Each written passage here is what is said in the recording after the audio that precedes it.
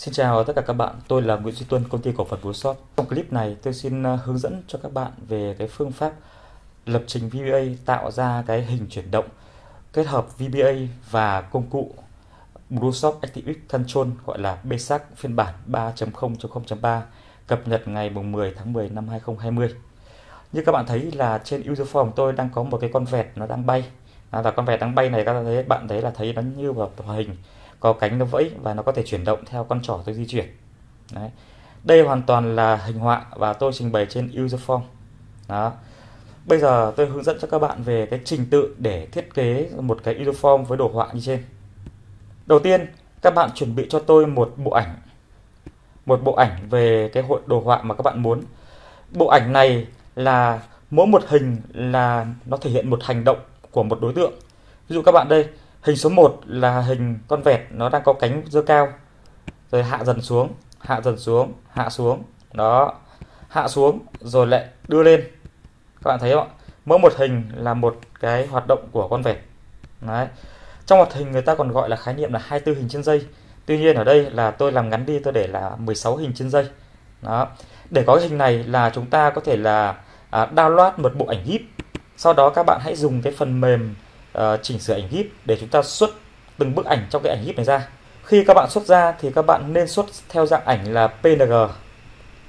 Ảnh dạng PNG thì ảnh này là chúng ta có thể là dùng cái phần mềm đồ họa.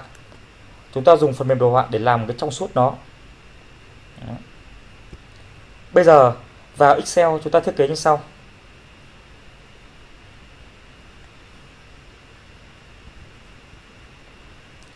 Đầu tiên chúng ta vào Insert, chọn User Form. Sau đó chúng ta kích chuột phải trên Control, chọn Import Page để chúng ta nhập cái Control vào. Khi chúng ta tải từ website về cái bộ setup BSAC thì chúng ta sẽ thấy có một cái file có tên là Import to Toolbox. Chúng ta tải từ trong web Blueshop, chọn BSAC Control. Sau đó chúng ta chọn tải về. Ok. Cách thứ hai là chúng ta vào iTunes, vào trang web itunes.pro.com. Chúng ta vào Product, chọn Blueshop Active. Sau đó chúng ta chọn Download để chúng ta tải về. Chúng ta có thể cài SID Tool. Nếu mà chúng ta cài SID Tool thì BSAC cũng tự động được tải về cho chúng ta. Bây giờ ta chọn Import to Toolbox. Ok, chúng ta đã có một bộ control của iTunes ở đây, của BSAC ở đây. Các bạn thêm cho tôi cái control có tên là BS Image List. Cái control này cho phép chúng ta nạp ảnh vào. Khi đưa vào, chúng ta cần thiết lập chế độ ảnh là có kích cỡ, chiều cao và chiều rộng bao nhiêu. Để thiết lập kích cỡ của chiều cao, chiều rộng của ảnh, chúng ta vào cái bộ thiết kế ảnh. Chúng ta kiểm tra xem bức ảnh này có kích cỡ là bao nhiêu. Chúng ta nhấp chuột phải vào Detail. Cho ta thấy ảnh này có kích cỡ là chiều rộng 212, chiều cao 160. 212, 160 và bit depth của nó là 32. Cho nên chúng ta vào phần VBA, chúng ta thiết lập đó là Color Depth. Các bạn để cho tôi là 32 bit. Draw Style, chúng ta chọn Transparent. Ok. Pick Height chúng ta để 160. Pick Wide chúng ta để 212. Các thông tin này nó ăn khớp với cả cái chi tiết của bức ảnh. 212 160, 212 160. Bit depth, color depth và chúng ta chọn chế độ là transparent. Ok. Bây giờ chúng ta vào custom, chúng ta chọn ảnh.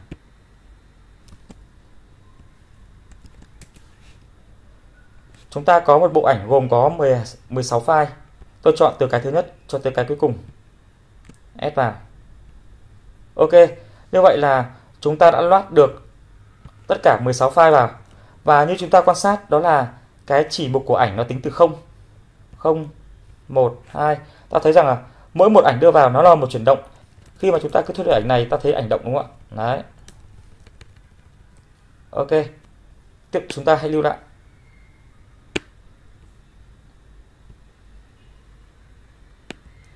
Tiếp theo, chúng ta hãy vẽ cho tôi cái control có tên là BS Image vào để ta vẽ ảnh lên đó.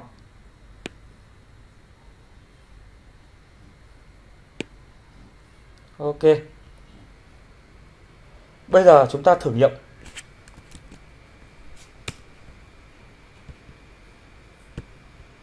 Đó, chúng ta đang có một user trắng. Bây giờ chúng ta thể hiện ảnh như sau.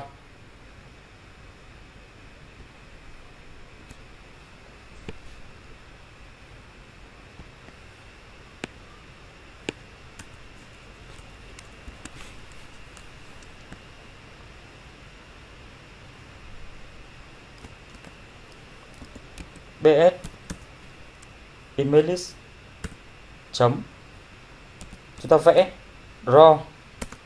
Tham số đầu tiên chúng ta đưa vào cái điều khiển vẽ, chúng ta đưa vào BS image chấm canvas chấm handle phẩy. Tọa độ vẽ chúng ta vẽ từ 0, x0, y0 phẩy. Tham số thứ tư chúng ta đưa vào cái chỉ số của ảnh trong cái danh sách BS image list. Ta đưa vào cái bức ảnh đầu tiên là 0. Rồi. Bây giờ chúng ta chạy. Các bạn thấy nó không vẽ bởi vì nó bị mờ mất rồi. Đấy. Bây giờ tôi bấm vào nút cập nhật.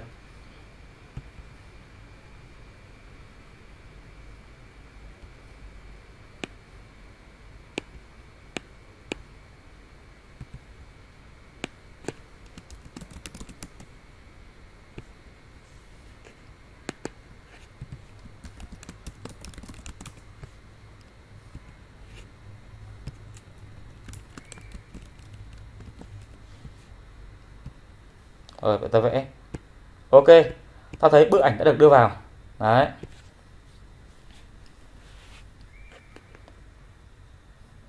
Bây giờ muốn cho ảnh chuyển động thì chúng ta phải thay thế bức ảnh lần thay thế từ 0 cho tới 15.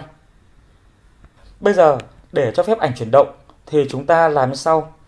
Chúng ta đưa cái control có tên là timer vào.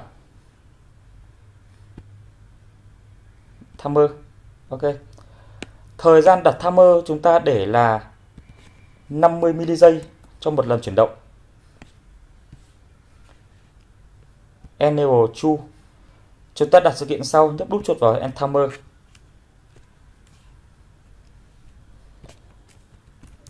Tôi chuyển bức ảnh này vào đây. Khi đưa ảnh vào để chuyển động thì chúng ta muốn sau cứ mỗi một lần thủ tục timer chạy thì cái bức ảnh này sẽ thay đổi về một vị trí, về một chỉ số. Đấy, image list. Chúng ta khai báo dim image list kiểu long. Khi khởi tạo user form thì image list sẽ bằng -1 image index.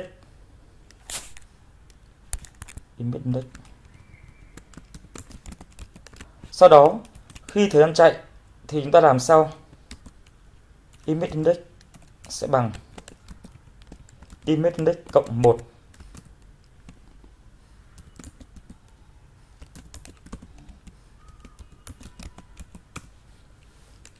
Sau đó chúng ta kiểm tra nếu như image index mà lớn hơn hoặc bằng bs image list chấm list chấm cao thì chúng ta gán nó về 0 hoặc là reset.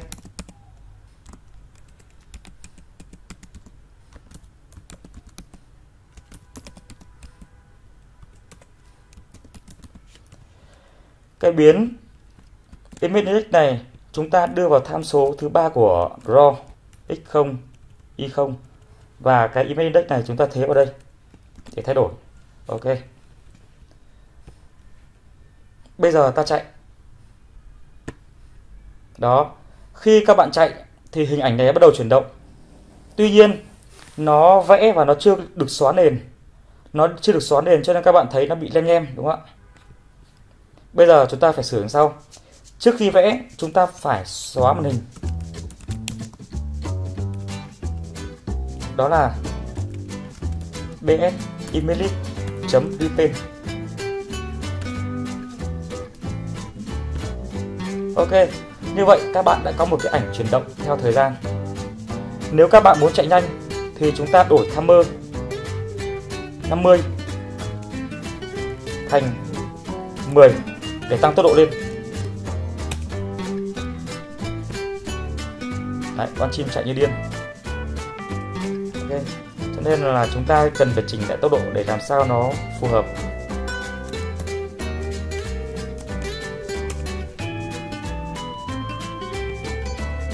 Ok, bây giờ tôi sẽ làm cho bức ảnh này sẽ chuyển động, nó chạy đi chạy lại trên isoform này khi mà chúng ta đưa chuột.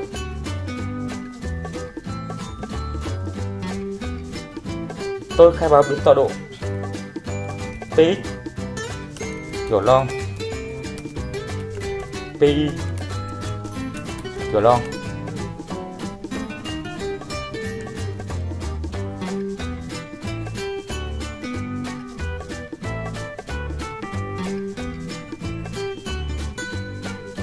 Theo thời gian,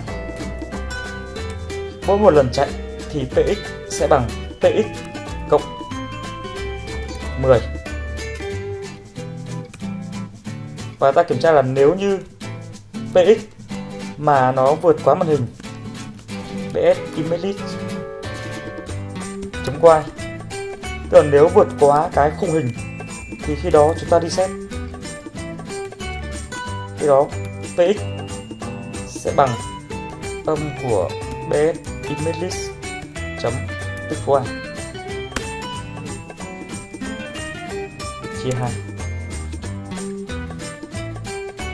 Và tôi gán cái px vào trong cái tham số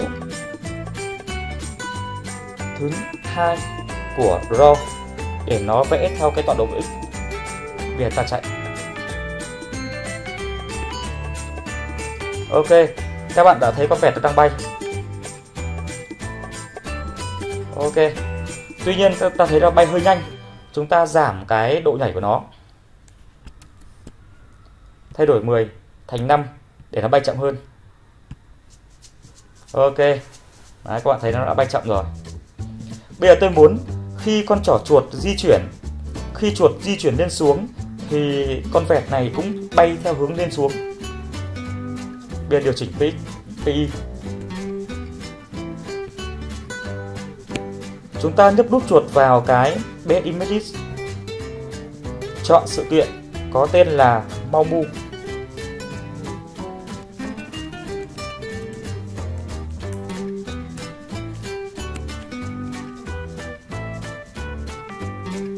Chúng ta gán PX, PI thì sẽ bằng y trừ đi bs chấm tích hết chia 2. Ok, bây giờ chúng ta chạy. Rồi, có vẻ đang bay.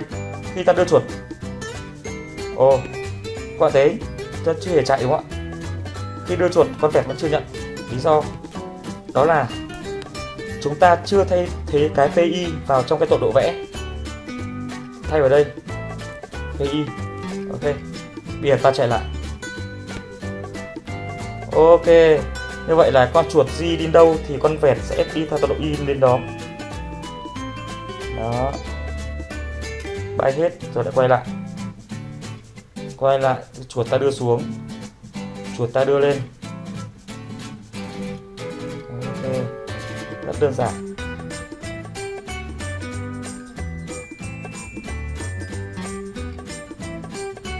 Với cái demo này chúng ta có thể là nhớ tới một loại game có tên là chim điên, đúng không ạ?